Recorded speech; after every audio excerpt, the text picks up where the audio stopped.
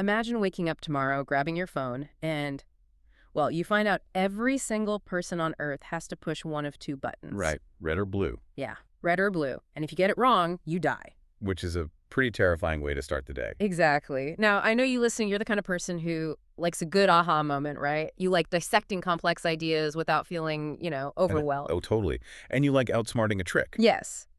But today, we are looking at an illusion so incredibly powerful that, millions of people online are violently demanding we all press the wrong button. It really is the ultimate psychological trap. It's wild. So for today's deep dive, we're looking at a single source. It's Elias Kunis's essay, The Egregore's Button. And what makes this essay so compelling is how it takes something that looks like a simple moral test and completely deconstructs the way we view human cooperation. So our mission today is to strip away all the internet outrage and look at the actual mathematical and, I guess, psychological reality underneath this whole thing. Right, because the internet is tearing itself apart over this. Completely.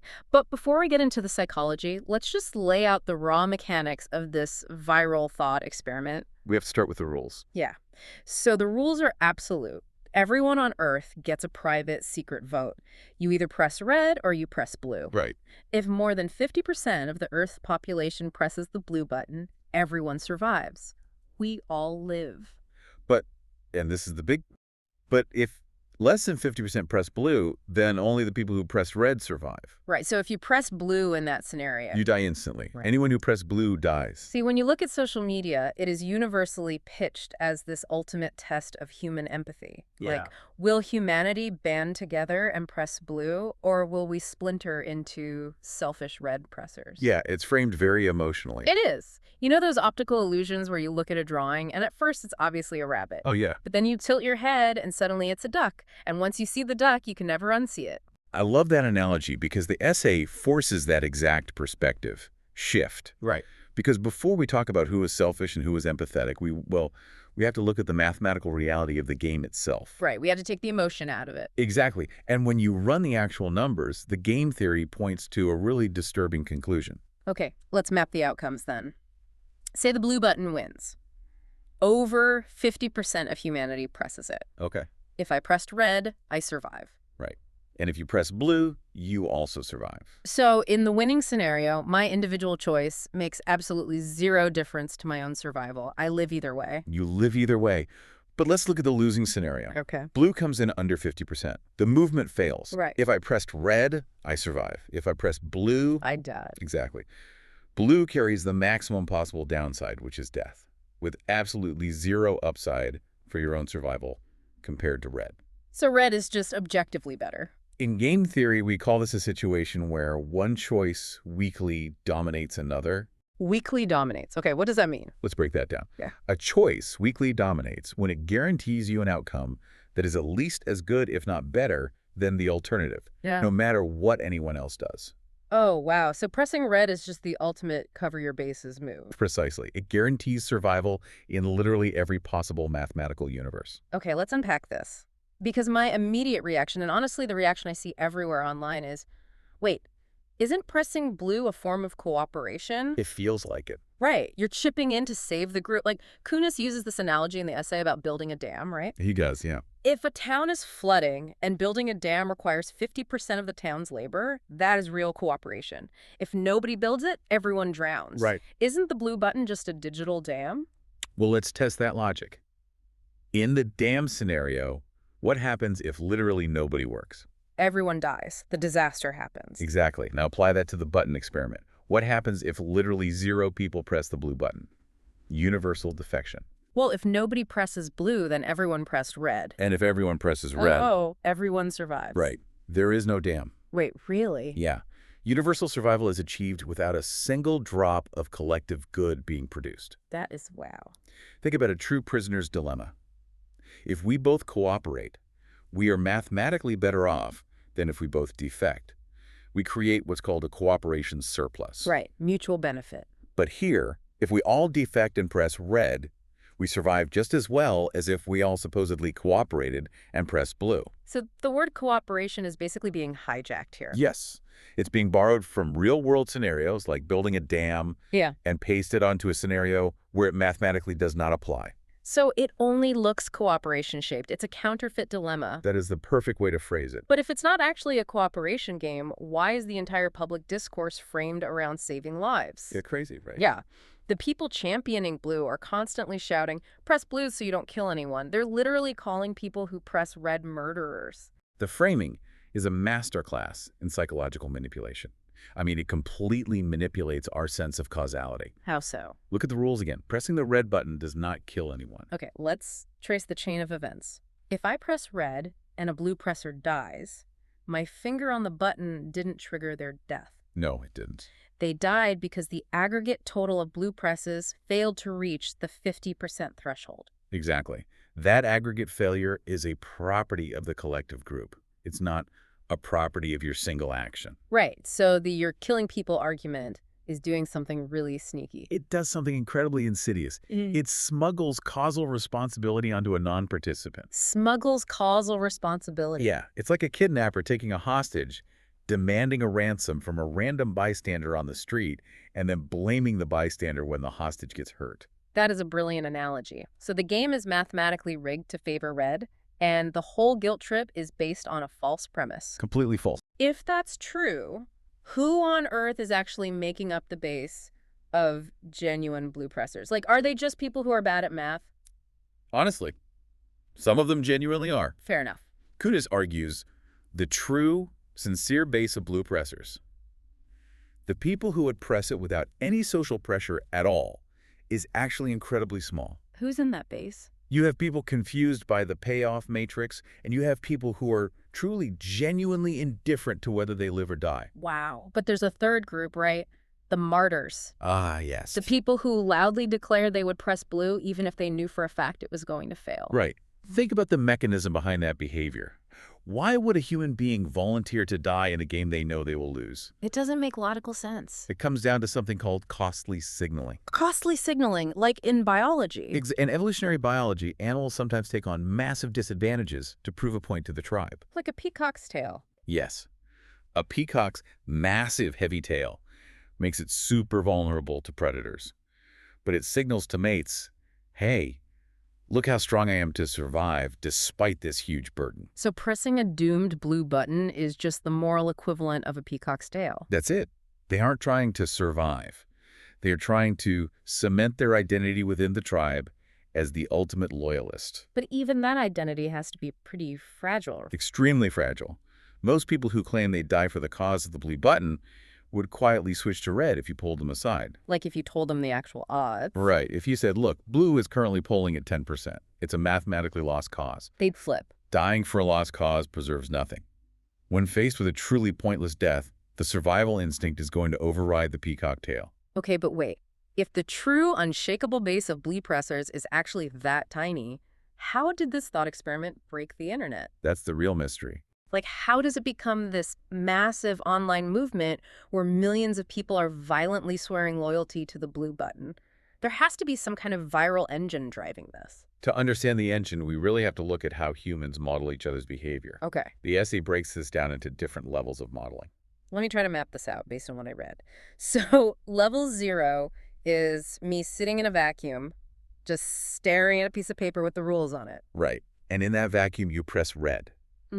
Because of the payoff matrix? Because it's mathematically better? Exactly. But humans don't live in vacuums. We live in societies. Yeah. So we move to level 1. Okay, so level 1 is me looking at my neighbor. I'm trying to guess what you are going to do. Yes. And if I think everyone around me is pressing red, I definitely press red to save myself. Makes perfect sense. Yeah. But then we escalate to level 2. Now, you aren't just guessing what I'll do. You are modeling what I am modeling you as doing. Oh, man. We're looking into a mirror reflecting a mirror. It's recursive. And if we keep zooming out, we eventually hit level 3. And what's level 3? Level 3 is the overarching, self-sustaining belief structure that hovers above the entire population. Ah, the egregore. Yes, the egregore. Love that word. It's perfect for this. An egregore is a collective entity that exists entirely as a population's model of itself. So it's like a shared hallucination. Basically. Yeah. It is the communal belief that humanity is fundamentally good and we will cooperate. But it doesn't exist physically. No, it doesn't exist in the physical world at all. It bootstraps itself into existence purely through mutual belief. You know that it's perfectly maps onto. I was looking at the author's source notes, and they reference this economic model by Diamond and Dybvig. Oh, the bank run paper. Yes, this is the exact same mechanism as a bank run. Walk through that comparison because the architecture is really identical. Okay, so in a bank run, I don't go pull my money out because the bank's vault is actually empty. I mean, the bank might be perfectly fine. Right. I go pull my money out because I believe that you believe that everyone else believes the bank is failing. And because we all recursively believe it, we all rush the teller, and then the bank actually fails. We manufacture the reality purely out of panic. The egregore operates on that exact same phantom frequency.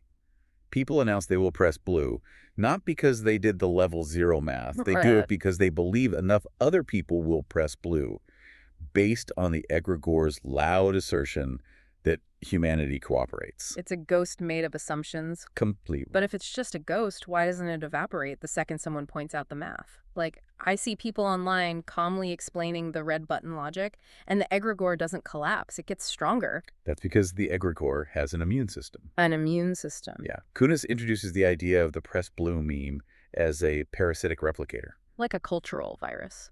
Think of a biological gene. A gene's only goal is to copy itself and survive into the next generation. Sure.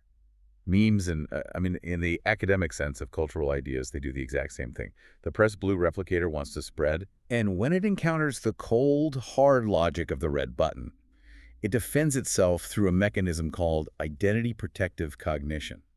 I see this exact immune response on social media all the time. Someone posts a irrational spreadsheet proving red is the logical choice, and the replies aren't math. No, they're never math. The replies are, you'd press red. You're a sociopath. What kind of monster are you? Right. That anger is not a debate tactic. It is a biological defense mechanism. Wow. The replicator is protecting itself by attacking the host's social standing.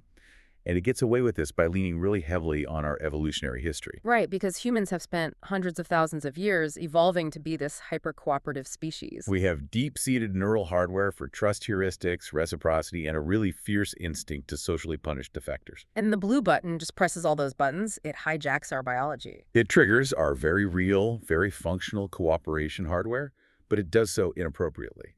By pasting the word cooperation onto a non-game, it totally fools our brains. And this is why Kunis draws a sharp line between functional egregores and parasitic ones, right? So if a parasitic egregore drains us, a functional one must actually give us something back. Right. Like, is the concept of a fair trial a functional egregore? Because it only exists because we all agree to believe in it. That's a brilliant example. Yes. Money is another big one. Oh, sure. A $20 bill only has value because we all recursively believe it has value. But that belief produces real coordination value. Right. It solves the problem of bartering. Exactly. Laws against stealing, the concept of a fair trial. These are functional egregores. They create trust. They reduce friction in society. They solve problems that exist independently of the egregore itself. But the blue button egregore solves nothing. It produces zero exogenous value. Remember, if everyone just pressed red, we all live anyway. Right. The only value the blue button egregore provides is rescuing the hostage class of blue pressers that its own miscategorization created in the first place. Oh my gosh, it's like a mobster breaking your window and then charging you a monthly fee for protection. That is exactly what it is. A parasitic egregore creates the danger and then demands you sacrifice your life to solve it. Which forces us to look at the internal cost of surviving this game. We've established the blue button is a parasite masquerading as cooperation. Right. But what about the psychological toll of pressing red? What do you mean? Okay, let's say I see through the trick. I know blue is a scam. I go into the private voting booth. I hover my hand over red, but my stomach drops. Because I view myself as a good, cooperative person. Doesn't doing this damage my moral compass? Like, do I degrade my own soul just by participating in the defection? You are hitting on the very real economic theory by Benabou and Tirole called self-signaling. Self-signaling. Yeah. The theory states that we don't actually know our own true nature perfectly. We figure out who we are by observing our own actions. So we judge ourselves like we judge other people. Exactly. So if you watch yourself defect by pressing red, your brain might infer, wow, when the chips were down, I guess I really am a selfish defector. That is a terrifying thought. And that could permanently degrade your capacity to cooperate in genuine real-world games later on. So by outsmarting the fake game, I might accidentally convince my own subconscious that I'm a bad person. It is a risk, but Kunis offers a really profound counter-argument here. Okay, what is it? The self-signaling damage only happens if you fall for the camouflage.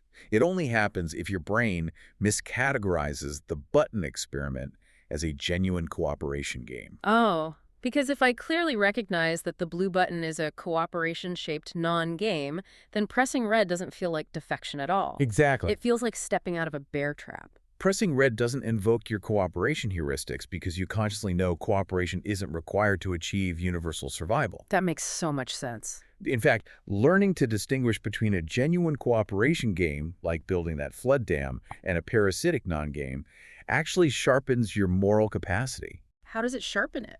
It makes you a more effective cooperator in the real world because you stop wasting your energy subsidizing parasitic belief structures. So, when all the internet noise fades away, and we are standing alone in that booth, what is the definitive answer? Red. Kunis's essay is unequivocal on this. Red requires no faith. None at all. It requires no dependency on a ghost made of assumptions.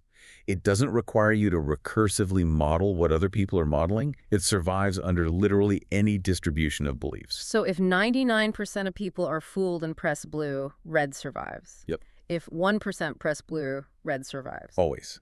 At a system level, if a society cleanly identifies this as a non-cooperation game, we achieve universal survival without sacrificing any of our real-world cooperation capital. Right. But if society mislabels it, we create these tragic blue martyrs, and the Egregore demands that everyone else subsidize their mathematical mistake with our own lives. Is there any honest, logical case for pressing blue, then, according to the essay? Only one.